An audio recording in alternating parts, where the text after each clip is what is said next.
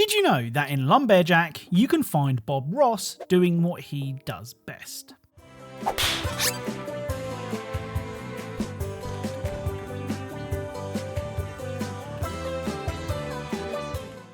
Hello and welcome to another episode of Video Game Easter Eggs, the series where we take a look at some of the latest and not so latest Easter eggs in video games. Don't forget to leave a like on this video, and if you do, I promise that the next time I visit, I'll flush the toilet. Now, we've already covered a whole bunch of Easter eggs from the Eggcellent crime scene cleaner. Well, I think I might have found another one. On the Party's Over level, you have to clean up after a mob boss's daughter. And just like dear old dad, she's left a lot of bodies for you to take care of. But one of them may seem familiar.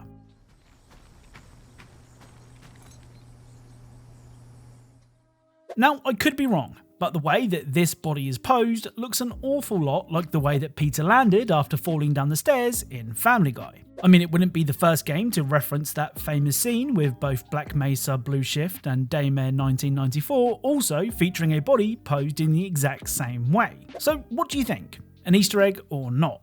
Let me know in the comments. Now, long-time viewers of this series may remember a game called Rain on Your Parade. It was a cool game that featured a ton of Easter eggs, and the team behind the Rain Cloud Simulator are back with Just Crow Things. As you might expect, in Just Crow Things, you play as a crow who simply wants his glasses back, which is a much more entertaining story than it sounds. Now, just like Rain on Your Parade, Just Crow Things has a whole bunch of Easter eggs to find. And the first one references one of video games' greatest heroes. In the game's tutorial, you can find this guy.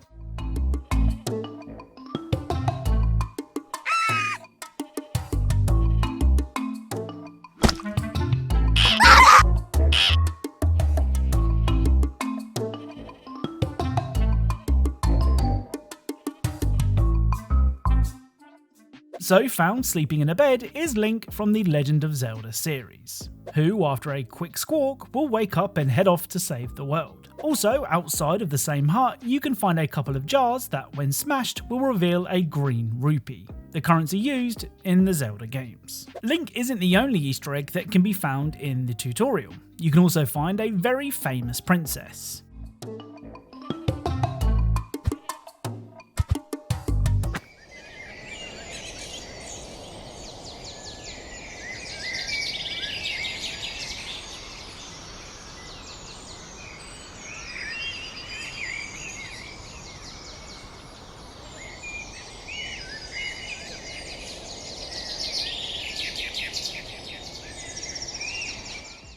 So you can find Snow White chilling with a bunch of animals in the woods, which is just typical Snow White. Next up on the quaint town level, you can find a stash meant for a certain free man.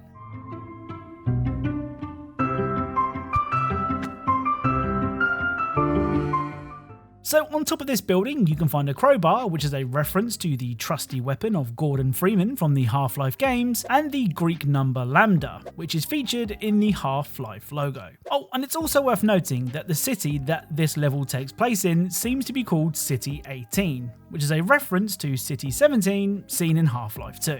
Welcome to City 17.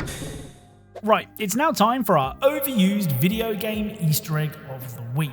The segment where we take a look at one Easter egg that has been referenced to death in video games. Today's Easter egg can actually be found in Just Crow Things. On the moon level, you can find this.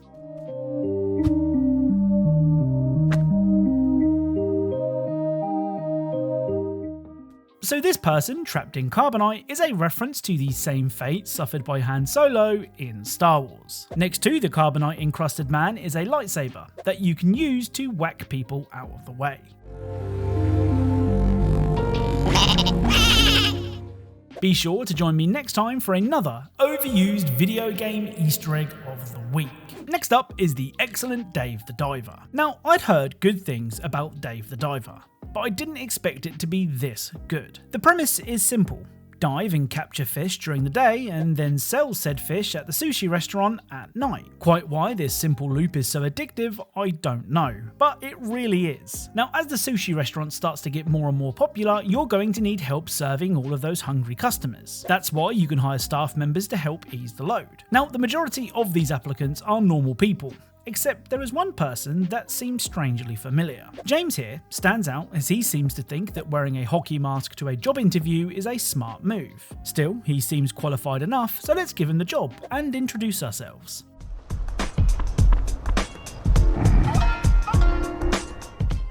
So James can only say, hoo-ha, hoo-ha. Now I'm guessing that a lot of people may have already gotten who James is a reference to.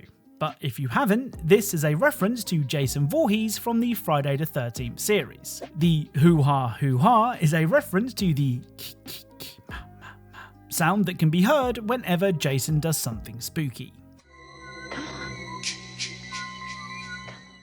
Now, not only can you hire staff in Dave the Diver, but you can train them up too. When choosing to train a member of staff, a small montage will play showing your employee increasing their skills. Well, one of these montages is this.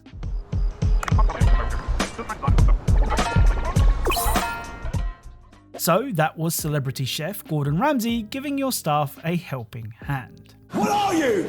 An idiot sandwich.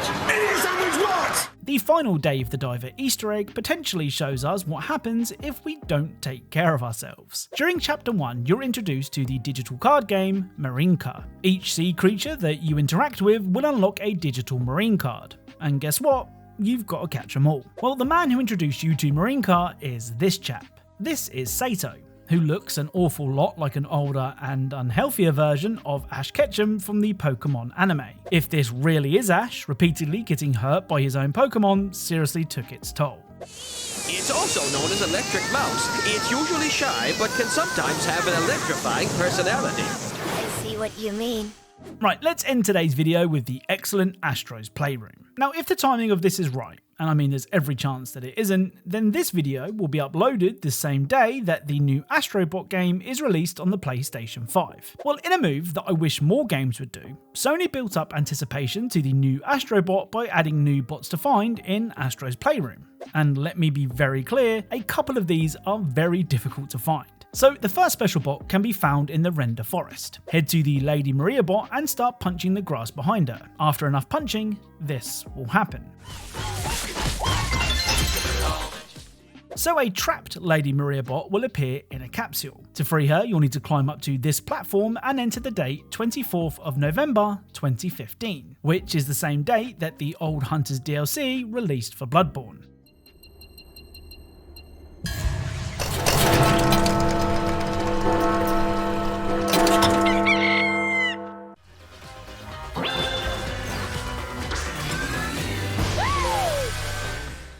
Now that one was relatively simple, and to be fair, the next one isn't too bad either. On the deep data space level, if you go to the area that I do and either look out into space or punch the air, this will happen.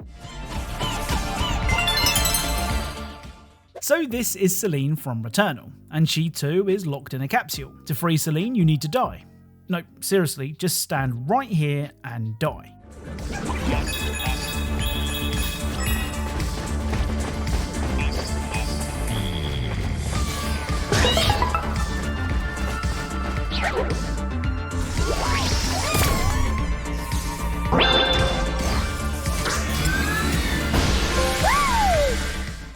Now the method to unlock the next hidden special bot is just stupid. On the bot beach level, you need to run over 4 starfish on the beach, in the same order that I do.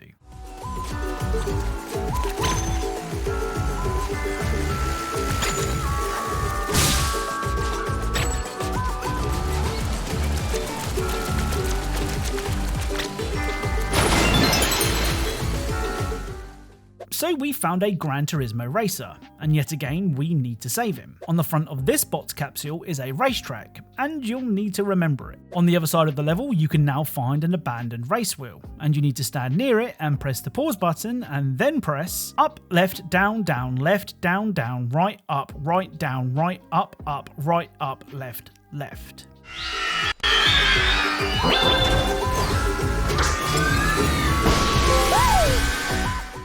So those inputs match the racetrack that we found on the driver's capsule, but expecting people to work this out on their own is insane. The final secret bot is actually pretty easy to free. On the Gusty Gateway level, you need to find a hidden throwable canister that you need to take where I do and throw it at the blue shape in the clouds.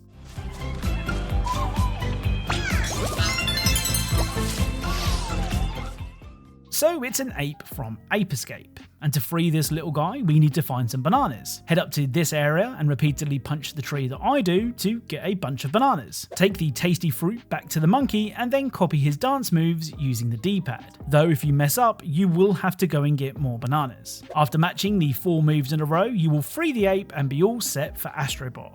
And I don't know about you, but I can't wait. So that's it. If you could leave a like, it would really mean a lot. And if you think you know something that I haven't featured before, then be sure to leave it in the comments down below and you'll be featured in the credits of a future video. As always, thank you all for watching, and I'll speak to you all soon.